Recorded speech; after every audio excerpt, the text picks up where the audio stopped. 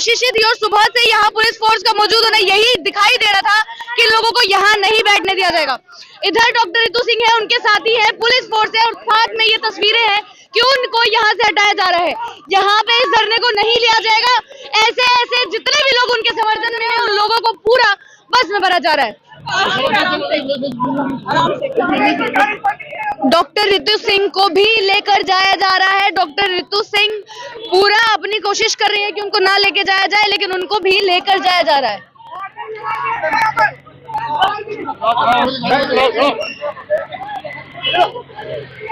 अकेले डॉक्टर रितु सिंह है और उनके साथ इतने सारे पुलिसकर्मी, उनको बस में भरा जा रहा है। जहां वो धरने पर सुबह से बैठी हुई थी, यहां से अब उनका धरना पूरी तरीके से खत्म करने की कोशिश है और खत्म किया भी जा रहा है। अभी आगे क्या रहेगा आपको ले जाएंगे, फिर आएंगे, फिर यहाँ पे धरना करेंगे। वो देखो गुंडा, वो कवर करो, वो देखो गुंडा सामने खड़ा है, वो देखो जिसने नारायण दत्त वहाँ पे सामने खड़ा है, जिसके ऊपर FIR करवाई थी। ये मुझे लेके, अरे छोड़ो मैं भाग रही हूँ क्या? हमने क्या इलीगल किया 136 दिन में? एक सेकंड बाबूजी, 136 दिन में डॉक्टर रितु सिंह के आंदोलन ने क्या इलीगल किया मिशन सेव कॉन्स्टिट्यूशन ने? देखो मैं कुछ तो रीजन होगा, कुछ तो बताओ। जो भी रीजन है, जो भी सब FIR में सब लिखा गया, सब कुछ जो भी सब लिखा हुआ। किसने FIR कराई है सर? किसने FIR कराई है बताइए? किसने FIR DVP ने, ये संघ ने या वाइस चांसलर ने, सविता रॉय ने? आपको ये तो पता होना चाहिए। नहीं ऐसे नहीं है तो पता होगा। एक बात और कानून एक बार कौन सा कानून? एक मिनट हम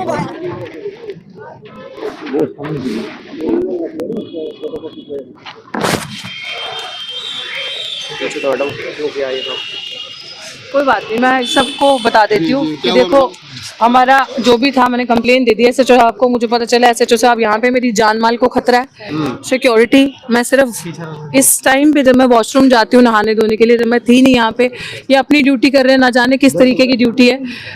ऐसे ऐसे फोन कॉल्स मुझे आ चुके हैं धमकियों के, जिसके तमाम तथ्य मैं आपको दे सकती हूँ। मारने से लेकर रेप तक की धमकियाँ आ चुकी हैं। और मेरे को पता चला, मैंने SHO साहब को फोन किया कि आपको मैं कंप्लेन करके दे रही हूँ। उनको वैसे तो ऑनलाइन नहीं कर देनी चाहिए थी भुजिंदर सिंह जी को, लेकिन इन्होंने वेट किया। तो डॉक्टर रितु सिंह आज आपको ये बताना चाहती है कि जो भी हुआ कोई बात नहीं, हम अम्बेडकरवादी हैं, संघर्षों के आदी हैं, फर्क नहीं पड़ता। हम पहले भी पीसफुल बैठे थे, हम आज भी पीसफुल हैं, क्योंकि संविधान ने हमारे हाथ बांधे और संविधान को हम मानते हैं, संविधान की लेके चलने वाले हैं। 1 इंच भी संविधान के बाहर हम नहीं जाएंगे। इन्होंने जबरन तरीके से हमारे साथियों को कैद किया है, ये नहीं पता कहाँ पे किडनैप किया, पूरा सामान की लूट करी। खाकी वर्दी में गुंडे थे और पता नहीं वो कौन गुंडे थे। और मैं आपको तमाम सबूत ऐसे दे सकती हूँ कि जिसमें रेप की धमकियां, मारने की धमकियां और DU प्रशासन द्वारा ये हो चुकी हैं। लेकिन मैं आपको बता रही हूँ, रितु सिंह आपके सामने खड़ी है, डरती नहीं हूँ मैं किसी से भी। मैं इंसाफ के लिए लड़ूंगी, मैं अपने समाज के लिए लड़ूंगी। दुख सिर्फ ये है कि दलितों के लिए दिल्ली विश्वविद्यालय में दोहरा कानून, वो क्रिमिनल सविता रॉय इसी पुलिस की वजह से आज विदेश में घूम रही है। ये जब वीजा क्लियर होता ना तो दिल्ली पुलिस की रिपोर्ट आती है। इस दिल्ली पुलिस की रिपोर्ट की बजाय अगर एक प्रोफेसर रतन लाल, उनको विदेश नहीं जाने दिया जाता, और ये आपके सामने दलित की बेटी डॉक्टर रितु सिंह प्रोफेसर यहाँ की खड़ी है। मेरा आज दिल सिर्फ इसलिए दुखी है कि हम न्याय के लिए बैठे थे इस यूनिवर्सिटी में, न्याय मांग रहे हैं। हम गुंडे हैं, आपको बवाली दिखते हैं, हम न्याय मांग रहे हैं। आपने हमारे प्रोटेस्ट को उखाड़ा, यहाँ से जान की धमकियां, मरने की धमकियां, रेप की धमकियां। ये दलितों के लिए आंदोलन है और इन्होंने मौका देखा कि जब मैं प्रोटेस्ट पे नहीं हूँ, मेरे बेचारे साथी प्रोटेस्ट पे बैठे थे, मुझे नहीं पता कहाँ गए हिरासत में। एक गरीब साथी को हमने यहाँ पे तंबू लगाना था, कुछ साथी यहाँ पे बर्थडे मनाते हैं, रात को पटाखे बम चलाते हैं इसी पुलिस के सामने, तो उनके पटाखों की वजह से हमारे पास पूरी वीडियोस है, आप देखिए ऐसे बम्बार्डमेंट होती है, उसकी वजह से हमारे टेंट में होल्स हो गए थे। तो हमने वहां पे तंबू लगाना था पूरा प्रॉपर कि वो हमें बारिश ना पड़े, ओस ना पड़े, हम बीमार हो रहे थे। बट आप देखो गरीबों की हालत, लेकिन आप रितु सिंह की आवाज कभी बंद नहीं कर सकते, कभी भी नहीं, क्योंकि पूरे यूनिवर्सिटीज में जो नाइंसाफी दलित आदिवासी पिछड़े समाज के साथ हो रही है, मैं हर एक उसकी आवाज के लिए लड़ रही हूँ। क्या आपने 136 दिन में कभी भी हमारी तरफ से कोई वॉयलेंस देखा? कभी भी आपको हमारी तरफ से कोई ऐसी चीज नजर आई? ये बर्बरता नहीं है तो क्या है? अपराधी यूनिवर्सिटी के अंदर बैठी है, अपराधी Savita Roy, criminal vice chancellor Yogesh Singh उसको प्रोटेक्ट कर रहा है, रजिस्ट्रार पे FIR है, योगेश सिंह उसको प्रोटेक्ट कर रहा है, उनको अरेस्ट नहीं किया जा रहा, जबकि इन्हें पता था। यही पुलिस प्रशासन जो आप देख रहे हैं, दिल्ली पुलिस, ये मैडम जो खड़े हैं, ये लोग हमारे साथ बर्बरता करते हैं। यार हमने तो कभी इनको इनकी ड्यूटी करने से नहीं रोका, ये जब भी आते थे हम हमेशा सम्मान से पेश आए, क्योंकि ये अपनी ड्यूटी कर रहे हैं। लेकिन यार हमारे साथ इतने गुंडा मवाली वाले चीजें, मतलब हमारा कोई अस्तित्व नहीं है। जब वोट लेना है तो हमारे पैर छुएंगे, हमारे साथ झूठा खाना खाएंगे। क्या था 136 दिन से जब यहाँ पे सामने कोई प्रोटेस्ट लगता है किसी और का, तो अंदर से डीन आता है, रजिस्ट्रार आता है, उन प्रोटेस्ट करने वालों को यहाँ से ले जाए, जूस पिला के उठाया जाता है। 136 दिन से कोई पूछने भी नहीं आया कि आप किस हालत में, आप क्या कर रहे हो। और ये पुलिस ही तो मिली हुई है, पुलिस के ऊपर डंडा उनका है ये, क्योंकि हमारा प्रोटेस्ट उठाना भी हमारी विक्ट्री है, क्योंकि इनको इतना खतरा हमारा हो चुका। आप मुझे बताएं, अभी अगर यहाँ पे किसी संघी ने, किसी आरएसएस के बंदे ने अगर प्रोटेस्ट करना हो तो कभी 144 धारा नहीं लगेगी, सिर्फ हमें डराने के लिए। 144 शाखा, इसी दीवार के पीछे शाखा लग रही है, तब ये दिल्ली पुलिस कहाँ होती है। बट मैं आपको वादा करती हूँ, आप देखना, रितु सिंह मरने से नहीं डरती, डॉक्टर रितु सिंह पीछे नहीं हटेगी, हर मजलूम की आवाज उठाएगी। सिर्फ दुखी हूँ तो इसलिए कि बाबा साहब के संविधान की धज्जियां उड़ रही हैं, बाबा साहब के संविधान को बचाना है, बाबा साहब के सपनों का भारत जो है वो हमें बनाना है। कोई बात नहीं, मेरे को खत्म करेंगे ना, एक रितु सिंह ये बैठे हैं ना, एडवोकेट महमूद प्राचा जी से पूरी बात हो चुकी है, पूरी कानूनी कार्रवाई की जाएगी। और मैं आपको पक्का कहती हूँ कि लिटरली मैं जितना इन एसएचओ साहब के साथ अच्छे से पेश आ सकते थे, क्योंकि वो अपनी ड्यूटी कर रहे थे, वो ड्यूटी बाउंड थे, हम चुप करके मान रहे थे। क्या पुलिस प्रशासन ने ये धरना उठाने से पहले हमें एक नोटिस सर्व किया, हमें एक चीज बताई, ये डकैती है, ये गुंडागर्दी है, ये सिर्फ सारा कुछ साठगांठ से मिलने से हो रहा है। और ये पुलिस भी संविधान से तनख्वाह ले रही है। एक मिनट, मैं आपको ये चीज बता दूं, रतनलाल के ऊपर सिर्फ एफआईआर है। प्रोफेसर रतनलाल का केस क्यों? 2 दलित लोग, एक प्रोफेसर रतनलाल, एक मैं और एक जू लक्ष्मण को निकाला। आप सोचो कि सिर्फ एफआईआर है और उसका प्रमोशन रोक दिया, उसको विदेश नहीं जाने दिया। यहाँ डॉक्टर नीतू ने इस क्रिमिनल सविता रॉय पे चार्जशीट तक जमा करवा दी है। और साथियों, ऐसी धारा में चार्जशीट है ना, किसी में 7 साल की सजा, किसी में 2 साल की सजा, और वो फेक गुंडी ये कहती है कि भैया ये तो कोर्ट से जजमेंट आ चुका है। हमें सर्विस मैटर पे नहीं, हम क्रिमिनल मैटर पे हैं। क्रिमिनल मैटर पे इन्होंने फर्जी दस्तावेज लगाए, रजिस्ट्रार के साइन है, उसका सबूत है, रजिस्ट्रार ने मिलके सविता रॉय के साथ ऐसी कमीशन में वो दस्तावेज जमा करे। मेरे पर्सनल बिलोंगिंग्स, मेरे सर्टिफिकेट्स अंदर पड़े थे, मेरे डॉक्यूमेंट्स अंदर पड़े थे जो दिल्ली पुलिस ने लूट करी। क्या मुझे मेरी क्वालिफिकेशन के डॉक्यूमेंट्स देंगे? अब ये बताएंगे ये कहां पे है, बताएंगे मेरे साथ ये बर्बरता कोई बताएगा? धारा 144 दलितों के लिए है क्या? आप मुझे बताओ कि दलित इस समाज के कहां जाएंगे, कहां जाएगी दलित की बहन बेटी? मैं तो पीसफुल तरीके से, आप मीडिया के कर्मी हो, आप बताओ, जो लोग यहाँ पे बैठे, किसी ने भी हमें हल्का सा भी वॉयलेंस, किसी ने भी अभद्र शब्द इस्तेमाल करते या इस दायरे से बाहर आते देखा?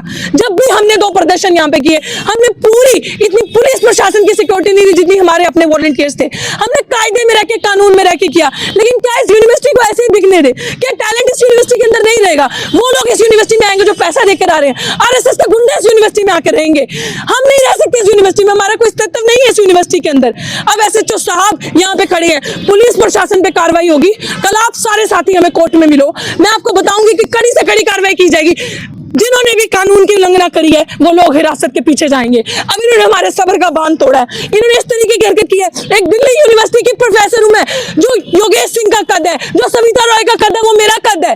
मैं भी असिस्टेंट प्रोफेसर, प्रोफेसर मतलब प्रोफेसर, मेरे बच्चे मेरे साथ खड़े हैं। आप कैसे एक क्रिमिनल, सोचिए, जिसने फर्जी दस्तावेज इस्तेमाल करके एक दलित की बच्ची को बाहर निकाला, वो अभी भी अपने उस पर बैठी है। क्यों? क्योंकि उसको बचाने के लिए सारा प्रशासन एक है। और ये हो रहा है दिन दिहाड़े, one of the established university, Delhi university में हम लोगों के साथ ये हो रहा है। हम गुंडे दिखते हैं आपको, मवाली दिखते हैं। हक की बात करना गलत है, हक की बात करना गुनाह है। लो आओ मारो, चलाओ डंडे हम पे, मारो हमें, क्या कर सकते हो आप? यही है ना आपके पास, मार लो यार। एक रितु सिंह खत्म करोगे ना आप यहाँ से, अब आप देखना इनकलाब कैसे होता है। आप कितने रितु सिंह को और खत्म करोगे? नहीं कर सकते आप हमारी आवाज बंद। आपने जो आज काम 50% महिलाओं का सवाल है। जानते नहीं क्या आप लोग? क्या हमें भी पूछने का क्या होता है सबके सामने? सर बता दीजिए, नहीं जानते, बता दीजिए, नहीं जानते, बता दीजिए सर, बता दीजिए। एक मिनट, आपने लीगल किया, एक सेकंड, हम सीट में बाबूजी आपने लीगल किया, हमें बता दीजिए हमने क्या इलीगल किया 136 दिन में? एक सेकंड बाबूजी, 136 दिन में डॉक्टर रितु सिंह के आंदोलन ने क्या इलीगल किया मिशन सेव कॉन्स्टिट्यूशन ने? देखो, मैं कुछ तो रीजन होगा, कुछ तो बताओ। जो भी रीजन है, जो भी सब एफआईआर में सब लिखा गया, सब कुछ जो भी सब लिखा हुआ। किसने एफआईआर कराई है सर? किसने एफआईआर कराई है बताइए? किसने एफआईआर डीवीपी ने, ये संघ ने, या वाइस चांसलर ने, सविता रॉय ने? आपको ये तो पता होना चाहिए, नहीं ऐसे नहीं है तो पता होगा। किसने कहा आपको? एक बार हम कौन सा कानून? एक मिनट, हम यूनिवर्सिटी के अंदर प्रोटेस्ट कर रहे थे, पीछे ही है बहुत, और कितना पीछे रहेंगे? हम यूनिवर्सिटी के अंदर प्रोटेस्ट कर रहे थे, कोई नहीं, और कोई सड़क पर तो प्रोटेस्ट नहीं कर रहा था। आपने मीडिया है ना गवाह, आपने डॉक्टर रितु सिंह को कभी एक भी दिन कोई ऐसी अभद्र स्टेटमेंट, कोई इलीगल तरीक संविधान की उल्लंघना करते देखा? नहीं। Mark this statement of SHO, he is saying whatever we have done is all legal. Now he has to prove it how it is legal, and when it is media in front of you, he is bound to reply to media. और ये नहीं कह सकते जितना कि कानून मैं जानती हूँ कि मेरी जवाबदेही मीडिया को नहीं है, मेरी जवाबदेही कोर्ट को है। डेफिनेटली कोर्ट को है, जो हमारी तरफ से कार्रवाई होगी, but the statement he has given to the चौथा स्तंभ of democracy, which is press, it is completely irresponsible behavior on his part to the best of my, and this is university, and हमारे university के road पे लागू होगा। हम एक side पे शांतमय तरीके से बैठे हैं, सिर्फ और सिर्फ याद रखिए अम्बेडकरवादी दलित इधर बैठे हैं, तो जबरन तरीके से ये हुआ है। आप मुझे SHO साहब इतना जवाब दे दीजिए कि आपने मुझे कोई नोटिस सर्व किया ये धरना उठाने से पहले? एक मिनट, बोलने दो, मैंने बताया, ठीक है, बोलने दो। Not authorise to sir, you are the incharge of this area talk with media, ठीक है। सर, हमको तो नोटिस दो, मीडिया को मत दो, हमको जवाब दो, नोटिस दो, कुछ तो दिया होगा आपने। सीनियर अफसरों से पूछ लो, कहाँ है आपके सीनियर ऑफिसर? बुलाइए। ऑफिस में होंगे आप, नहीं, आपकी मर्जी के बिना कैसे काम होगा? आप रीजन तो देंगे, आप रीजन देंगे। आप छुट्टी पे हो, इसका मतलब SHO साहब को नहीं पता वर्दी में गुंडों ने ये प्रोटेस्ट उठाया। SHO साहब को नहीं पता, गुंडों ने जो वर्दी पहन गए थे खाकी, पुलिस प्रशासन की उसकी मदद से ये प्रोटेस्ट उठाया गया है। अब खाकी के अंदर किसके भेजे हुए गुंडे थे? पुलिस प्रशासन के, संघ के, या फिर इनके अपने गुंडे? उन्होंने ये प्रोटेस्ट उठाया क्योंकि मैंने बार बार ये चीज बता दी, इनको हजम नहीं हो रहा था हमारी